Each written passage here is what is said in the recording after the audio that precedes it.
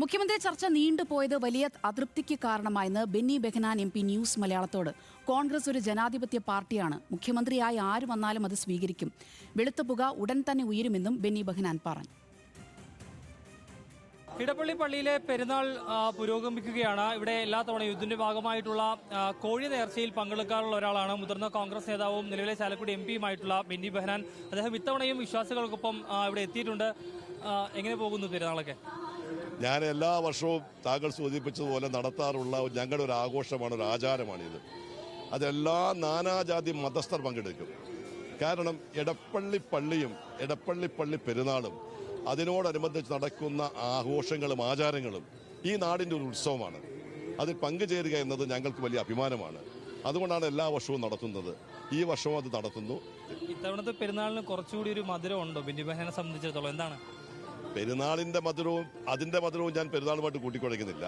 അത് രാഷ്ട്രീയമായിട്ടുള്ളതാണ്. രാഷ്ട്രീയമായിട്ട് സ്വാഭാവികമായി ഞങ്ങൾക്ക് വളരെ സംതൃപ്തിയുണ്ട്, സന്തോഷമുണ്ട്.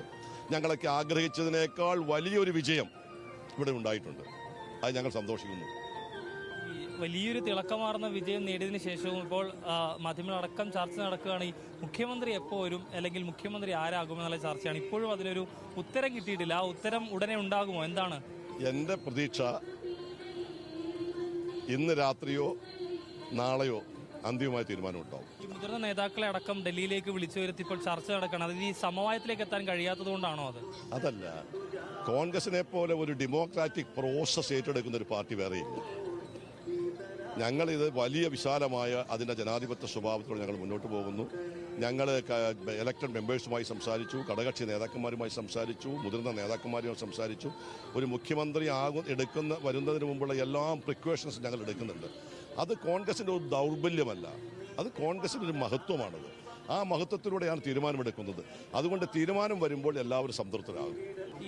ഈ വിജയത്തിനൊരു മങ്ങലേറ്റോ? കാരണം ഘടകകക്ഷികൾ അടക്കം ഈ പറയുന്ന പോലെ ഒരു വിമർശനമൊക്കെ ആയിട്ട് രംഗത്ത് വരുന്ന സാഹചര്യം ഉണ്ടാവുന്നില്ല. സ്വാഭാവികമാണല്ലോ, ഒരു മങ്ങൽ ഉണ്ടായല്ലോ. പക്ഷെ തീരുമാനം വരുമ്പോൾ മങ്ങൽ ശോഭയായി മാറും, ഒരു സംശയവും വേണ്ട. എന്നാലും ആരാകും എന്നുള്ളതാണ്.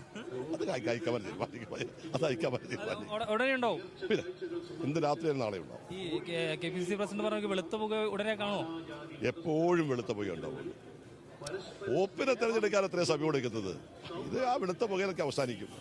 ഉടനെ ഉണ്ടാവും. ഏതായാലും ബെന്നി ബെഹനാന്റെ പ്രതികരണമാണ്.